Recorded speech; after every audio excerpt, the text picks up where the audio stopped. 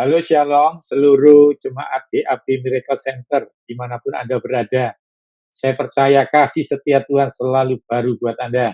Saya percaya kesehatan dan kesembuhan ada pada Anda dan sekeluarga Anda.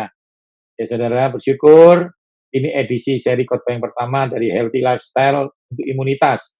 Ingat, untuk melawan pandemi ini Tuhan sudah kasih kita namanya imunitas dan bisa dikerjakan dengan namanya healthy lifestyle, gaya hidup sehat. Ada 4. Ya, hari ini kita membahas yang pertama yaitu pola makan yang baik dan benar. Lalu ada olahraga yang teratur di seri khotbah kedua. Lalu ada olahraga tidur yang cukup di seri yang ketiga. Dan yang keempat mengelola stres.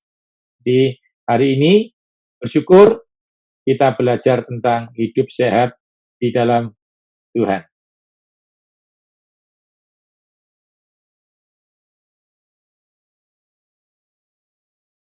Sebelum saya membahas secara ilmu pengetahuan, saya akan bahas dulu hidup sehat secara Alkitabiah. Kalau kita mengacu pada Yeremia 33:6, dikatakan bahwa kesehatan dan kesembuhan itu dari Tuhan. Saya ulangi lagi ya. Dalam Yeremia 33:6 dikatakan, kesehatan dan kesembuhan dari Tuhan. Jangankan kesembuhan, hidup sehat saja harus izin Tuhan. Ini menunjukkan bahwa tidak ada perbuatan baik kita yang menyelamatkan kita. Ya, jadi tidak ada usaha apapun yang bisa membuat Anda sehat dan sembuh. Jadi nanti kalau saya ajarin makan jeruk, itu Anda harus percaya, ya. Vitamin C di dalam jeruk itu ada penciptanya, namanya Yesus. Paulus mengatakan, makan, minum, atau apapun harus ada kemuliaan Tuhan. Kalau Anda makan jeruk, hanya karena isinya vitamin C, Anda kecewa. Karena banyak orang makan jeruk kena kanker. Ya, kenapa saudara? Karena sia-sia orang jaga kota kalau bukan Tuhan yang jaga kota. Tuhan Yesus bilang apa? Hidup lebih penting daripada makanan. Maksudnya apa? Anda bisa makan jeruk karena apa? Karena Anda hidup. Saya ulang lagi ya. Hidup itu lebih penting daripada makanan. Karena Anda bisa makan jeruk karena Anda hidup. Jadi konsepnya Anda harus tahu. Karena Anda hidup, Anda makan jeruk untuk mengerjakan kehidupan yang Tuhan beri. Saya ulang lagi. Apapun yang Anda kerjakan, apapun yang Anda usahakan adalah untuk menghargai kemurahan Tuhan, kebaikan Tuhan. Respon, ya. Satu ketika anak saya diberi mobil dan dia tanya bagaimana cara isi bensin yang baik. Nah, itu yang benar. Punya mobilnya belajar isi bensin. Karena banyak orang pandai isi bensin, nggak punya mobil. Di setiap pom bensin, banyak orang pandai isi bensin, tapi tidak punya mobil. Jadi kebenarannya adalah belajar isi bensin kalau sudah yakin punya mobil, bawa mobilnya ke pom bensin. Anda harus ngerti ini ya. Jadi kita hidup sehat itu dikasih Tuhan. Semua oleh anugerah-Mu. Oleh karena kemurahan Tuhan. Nah, Anda tahu ya, kemurahan Tuhan lebih daripada hidup. Akulah jalan, kebenaran, dan hidup. Yesus jawaban hidup saudara. Itu yang paling penting. Dia sudah mati di kayu salib sehingga Anda hidup. Pilur-pilurnya menyembuhkan saudara. Jadi Anda sembuh. Jadi apapun nanti akan saya ajarkan pola makan, itu tidak membuat Anda hidup. Anda hidup baru belajar makan yang baik supaya mengerjakan kehidupan yang Tuhan beri. Nah, kalau Anda tahu ini, luar biasa saudara ya. Karena apa yang dikerjakan tanganmu dibikin berhasil kalau dasarmu benar. Kenapa ada orang makan masih sakit? Karena dasarnya ingin sehat. Sia-sia saudara. Sia-sia saudara. Jadi ingat ya, kalau Anda pegang jeruk, Anda bilang, Tuhan Yesus pencipta jeruk, terima kasih buat kehidupan ini. Dan terima kasih buat jeruk ini. Terus Anda makan dalam nama Yesus, saya makan jeruk. Anda makan melibatkan pencipta jeruk, Anda harus tahu pertolonganmu dari pencipta jantung, pertolonganmu dari pencipta langit dan bumi. Kalau Anda melibatkan penciptamu, maka waktu Anda makan, jeruknya belum habis mungkin, tapi jantungmu sudah sembuh. Yang setuju katakan amin. Praise the Lord. Ya, jadi sungguh dahsyat Tuhan kita ini, perbuatan ajaibnya ya. Itu yang harus Anda tahu dulu, supaya Anda tidak salah mengerti. Bahwa apa yang diajarkan, Anda nggak boleh lagi bilang, Pak, saya sudah makan apa yang Anda katakan. Pak, saya sudah tahu apa yang Anda ajarkan. Bukan. Saya tahu jeruk isinya isperitin, anti kolesterol. Saya tahu dia juga mengandung B3 niacin menurunkan lemak darah. Saya tahu jeruk isinya itu terpinolimoid anti kanker.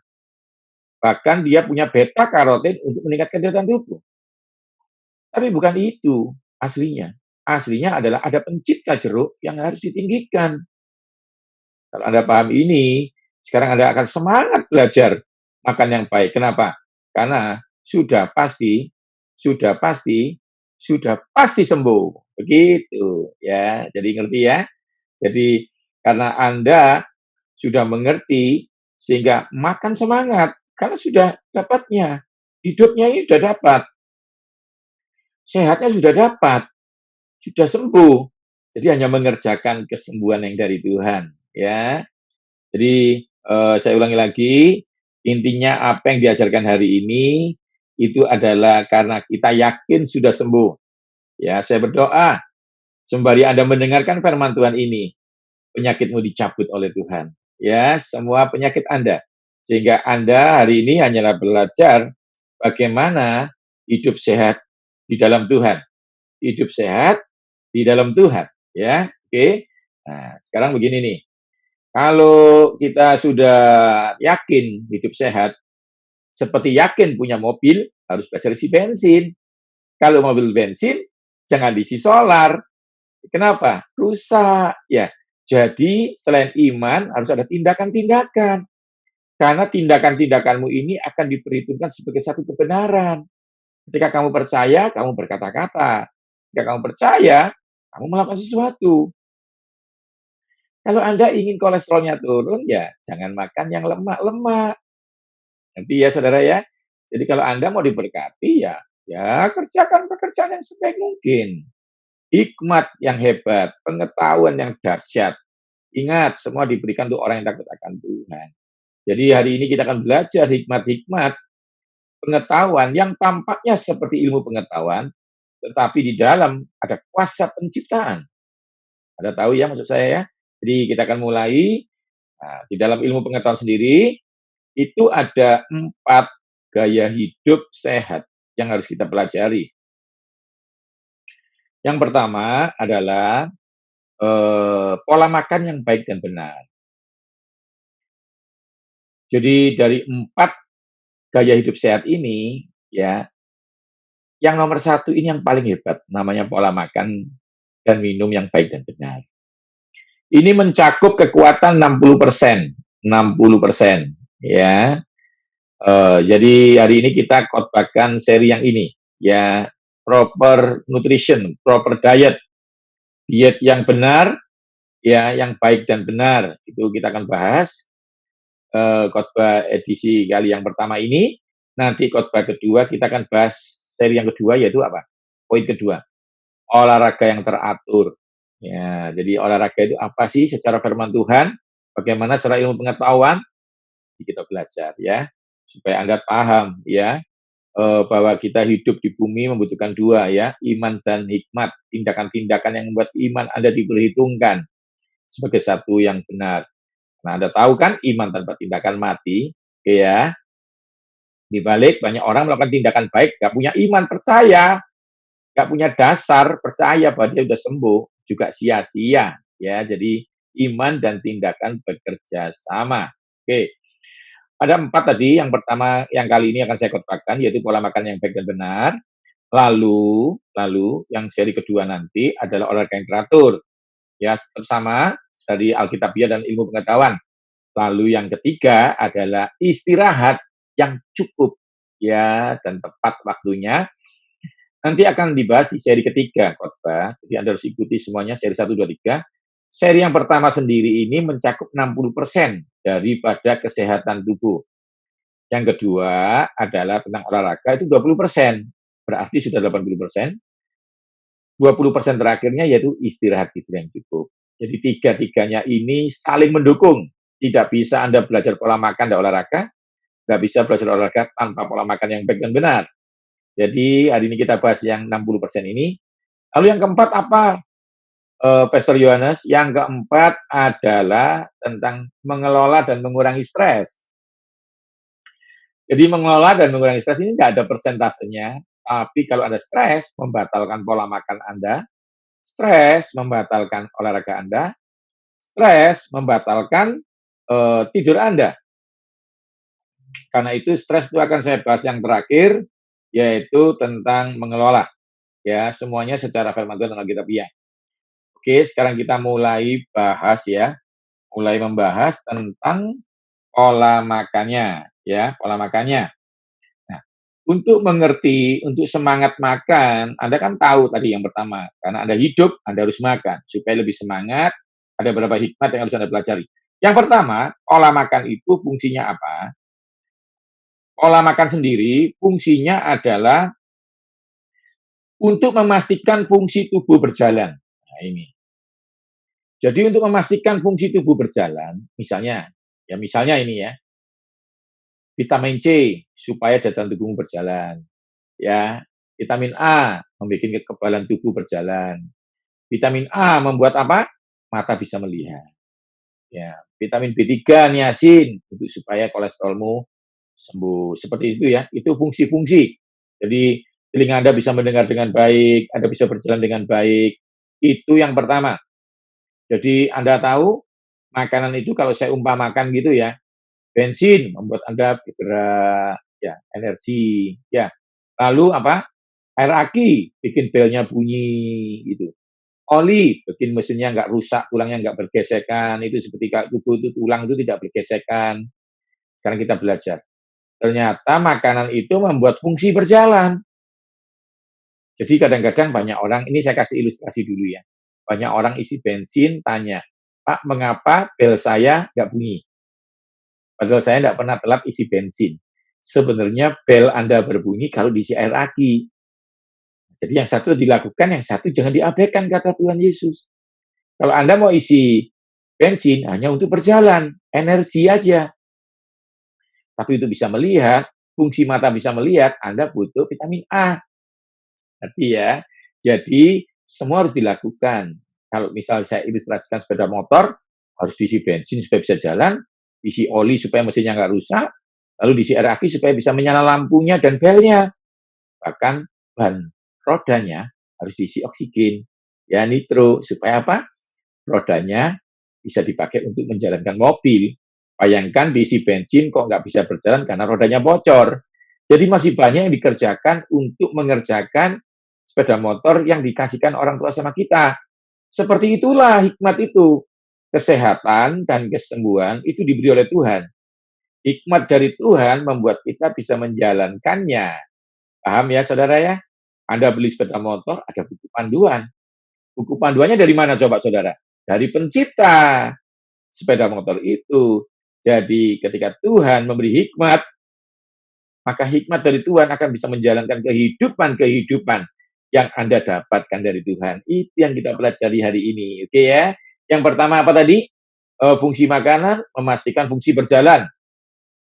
Yang kedua, ya. Yang kedua, Anda bisa sebagai bahan perbaikan tubuh. Yang pertama, fungsi berjalan, lalu perbaikan tubuh. Rambut bisa rontok, ya, tapi nutrisi protein bisa menumbuhkan rambut, ya. Saya sering katakan daging bebek bisa menumbuhkan rambut, ya, karena mengandung apa? Protein dan biotin, gitu ya. Lalu memberikan energi, tadi sudah saya bahas, nasi memberikan Anda energi, menjaga daya tahan tubuh, mencegah dehidrasi, dan meningkatkan imunitas. Jadi Anda harus tahu ya, imunitas itu diberikan Tuhan di dalam hidup kita ketika kita diciptakan. Jadi manusia untuk bisa melawan pandemi COVID-19, melawan yang sekarang kita hadapi ya, karena khotbah ini saya buat karena di saat-saat kita pandemi seperti ini ya. Jadi sebenarnya nggak usah bingung ya, sebenarnya kita sudah bisa melawan imunitas. Ya, imunitas kita bisa untuk melawan maksud saya, melawan virus-virus COVID-19. Ya, jadi sebenarnya Tuhan tidak pernah tinggal diam. Ada namanya sel darah putih, itu dari mana? Dari makanan, ya. Lalu saudara, eee, sekarang pertanyaannya itu, kapan kita makan yang baik dan benar? Gitu. Jadi kita harus tahu yang pertama jangan telat makan, yang pertama. Jangan telat makan, ya, itu 5J ilmu saya, eee, nanti Anda bisa lihat di YouTube channel saya, Yohanes Sunardi TV. Yohanes Sunardi TV, ya. Nanti saya akan ajarkan namanya diet adik kuat. Itu ada 5J. Yang pertama, jangan telat makan, ya. Yang kedua, jenisnya harus benar. Yang pertama jangan telat makan ya. Yang kedua, jenisnya harus benar. Ketiga, jelas komposisinya. Lalu yang keempat, jumlahnya benar. Lalu J kelima apa? Jamnya benar. Ada 5 ya. Yang pertama, jangan telat makan. Yang kedua, jenisnya benar. Yang ketiga, jelas komposisinya. Yang keempat, jumlahnya benar. Yang kelima, jamnya benar. Saya bahas. Jenisnya benar ini, jangan telat makan itu maksudnya bagaimana Pak Yu? Oke. Manusia diciptakan dengan 4 jam sekat, ya, 4 jam sekat, yaitu pagi, siang, sore, dan malam. Oke, ya. Jam 4 pagi, ya, jam 4 pagi, ini namanya jam sirkadian ya. Jam 4 pagi Anda sampai jam 12 siang adalah jam pembuangan. Ya, buang toksin, maaf, BAB, BAB kecil dan banyak hal. Nah, jam-jam ini, pembuangan ini efektif karena membuang racun. Karena itu, ini adalah jam eksklusif buat buah dan sarapan pagi. Jadi jam setengah 6 pagi, Anda sudah bisa makan pagi sampai jam setengah 9. Ya, batas terakhir menurut saya, nah, itu makan pagi yang baik dan benar. Ya, lalu jam 10, jam 11 itu makan buah. Ya, jam 10 makan buah. Atau dibalik, Anda mau sarapan pakai buah dan sedikit karbohidrat silakan, atau pakai susu, tapi intinya makan pagi itu jam setengah 6 sampai jam setengah 9 gitu ya, kurang lebih itu batas terakhir. Karena itu semua hotel kalau sudah di atas jam 9 dia bilang makanannya sudah tutup pagi ya. Lalu jam 10 saya anggap snack pertama ya, snack pertama kasih apel 1 boleh, ya yogurt boleh dan lain-lainnya. Jam 12 sampai jam 12 siang. Itu jam pembuangan ya. Jam 12 siang sampai jam 8 malam. Itu namanya jam pencernaan. Jam 12 siang sampai jam 2 Anda boleh makan siang. Itu jam range ya. Range ya. Anda bisa makan jam 1, jam 12 gitu ya makan siang. Lalu jam 4 supaya gula darah tidak turun kasih snack lagi. Boleh jajan pasar 1 potong ya, maksud saya jangan 1 dus ya. Lalu yogurt 1 gelas kecil ya, atau buah apel 1 atau pepaya gitu ya, 1 potong gitu ya. Nah, itu lalu jam 6 malam sampai setengah 9 itu jam makan malam. Semakin mendekati jam 6 sore semakin bagus karena tidak tertimbun karbohidratnya. Lalu jam 10 Anda boleh minum susu cair, kalsium low fat, dan jam 12 malam tidur lagi karena itu jam pencernaan. Ya, ingat ya. Lalu jam 8 malam, sampai jam 4 pagi itu jam penyerapan. Nah, karena itu kita tidur. Apa yang Anda makan diserap gitu ya di saat jam-jam itu. Jadi jam 4 pagi sampai jam 12 siang jam pembuangan, jam 12 siang sampai jam 8 malam itu jam namanya pencernaan, makan siang dan makan malam, lalu jam penyerapan waktu saat kita tidur ya, mulai jam 9 sampai jam 4 pagi lagi. Itu jam sirkadian namanya, itu tidak pasti, terutama kalau Anda shift malam, tapi itu kurang lebih seperti itu. Jadi jangan telat makan itu sudah tahu ya, harus makan. Seringkali orang itu karena suka makan nasi merah, nggak ada nasi merah nggak makan, itu salah. Makan saja nasi putih sedikit, nanti makan nasi merah lagi. Ingat ya, jangan telat makan, karena kalau Anda telat makan, hanya karena mele-mele, ya Anda sudah sakit duluan. Kalau supaya Anda ada, tapi nggak telat makan, siapkan apa yang akan dimakan, itu lebih baik lagi. Saya kasih ilustrasi ya, kalau bayangkan ada mobil, isinya bensin yang mahal, Pertamax turbo. Ini misalnya ilustrasi saja ya. Tiba-tiba adanya cuma premium, nggak mau isi. Mogok, isi aja sedikit premium, nanti cari pom bensin lagi, isi Pertamax turbo sebanyak-banyaknya. Paham ya? Jadi nggak boleh ekstrim. Yang pertama, J5J apa? Jangan telat makan. Itu yang pertama. Nanti itu lebih detailnya, gambar-gambar yang lebih jelas, semua diagramnya, apa saja, itu ada di YouTube channel saya, Yohanes Sunardi TV. Yohanes Sunardi TV, nanti Anda lihat sistem diet adik kuat, gitu ya. Oke. Yang kedua adalah jenisnya benar. Dalam ilmu gizi ada dua, yaitu makro dan mikro. Makro itu bahan bangunan. Makro itu bahan bangunan. Ya, apa sih? Karbohidrat untuk energi. Tadi sudah saya katakan toh. Protein untuk membangun rambut, membangun daya tahan tubuh. Lalu lemak baik untuk penstabil kesehatan. Karena vitamin A, D, E, K diserap oleh lemak baik. Oke, sekarang pertanyaan satu. Jenisnya harus benar. Lemak baik dulu. Apakah itu ikan, alpukat, ya, kacang sedikit, itu boleh. Ya. Lalu protein apa? Ada 4 protein. Yang pertama adalah ikan. Ikan laut, ikan air tawar, sama saja. Yang penting ikan itu bisa dimakan pagi, siang, malam.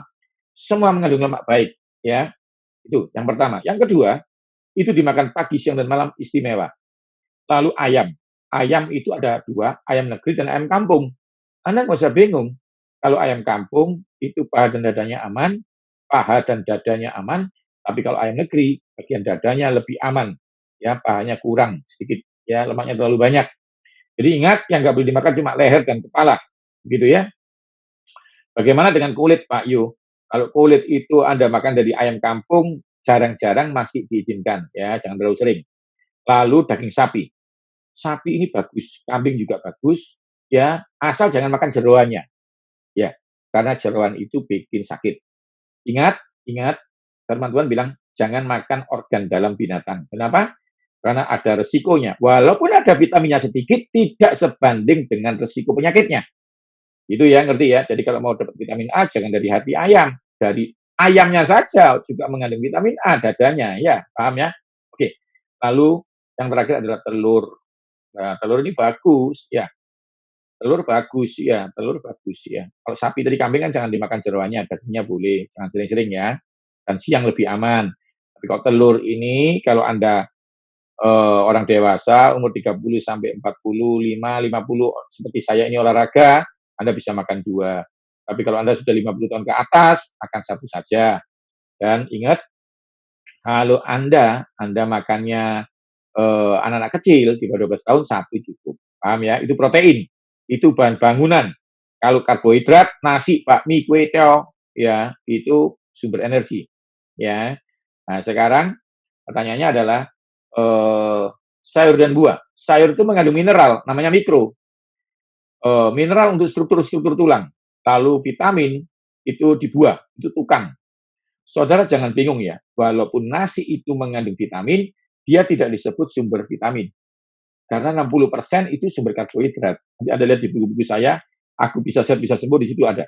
Jadi intinya saudara, Anda tidak boleh bicara, saya makan nasi saja sudah mengandung vitamin. Tidak bisa. Vitamin sedikit di dalam nasi adalah untuk mengaktifkan energi itu. Contoh, B1 di dalam beras, itu membuat ketika jadi nasi, B1-nya tiaminnya, atau B6 peridoksin, atau cyanocobalamin B12-nya, membuat nasi jadi energi. Paham ya saudara ya? Jadi bukan jadi sumbernya. Nah, sumber vitamin profesional di buah. Ada makro, ada mikro. Makro itu karbohidrat, protein, lemak baik. Lalu ada mikro, buah dan sayur, vitamin dan mineral. Untuk mengaktifkan makro, Jadi mikro itu tukang, makro itu bahan bangunannya. Kurang lebih seperti itu ya. Nah, itu jenisnya harus benar semua, ya. Paham ya? Oke. Nah, sekarang saya bahas yang J ketiga, jelas komposisinya. Maksudnya apa jelas komposisinya? Anda harus tahu. Nasi tidak boleh dimakan sama bakmi. Kenapa? Komposisinya harus ada protein. Nasi sama ayam goreng, itu benar. Ditambah sayur asem, itu vitamin, mineral. Nanti snacknya apel. Nah, Anda paham ya? Jadi ini harus jelas komposisinya. Nah, nasi sama bakmi itu double karbohidrat bikin diabetes. Dalam firman Tuhan sendiri sudah dicatat apa? Mana dan burung puyuh, itu kan karbohidrat sama protein. Waktu Elia lapar, ada daging dari burung gagak dan roti dari janda. Itu kan karbohidrat sama protein.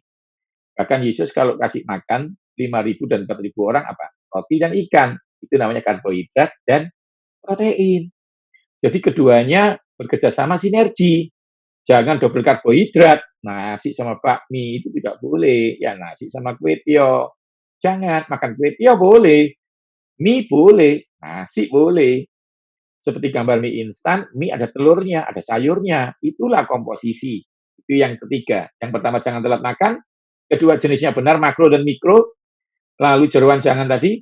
Lalu jelas komposisinya. Jangan double karbohidrat. Ya, karbohidrat harus ada lauknya. Sekarang jumlahnya harus benar. Saya kasih ilustrasi. Kadang-kadang kita harus paham. Air aki nggak sebanyak oli, 5 liter. Oli tidak sebanyak bensin 60 liter di mobil. Jadi komposisinya harus jelas. Bagaimana sekarang? Sekarang saya ajarkan. Pagi nasi karbohidratnya sedikit saja, maksudnya. Siang secukupnya. Kalau laki-laki 1 piring, kalau perempuan setengah piring, ya setengah porsi. Ya, saya sering bergurau, jangan setengah magicom. Jadi intinya satu, saudara. Ya, jumlahnya harus benar. Kata Yesus apa? Secukupnya. Saya ulangi lagi, secukupnya. Jadi saudara harus tahu itu. Sesuatu yang berlebihan tidak baik.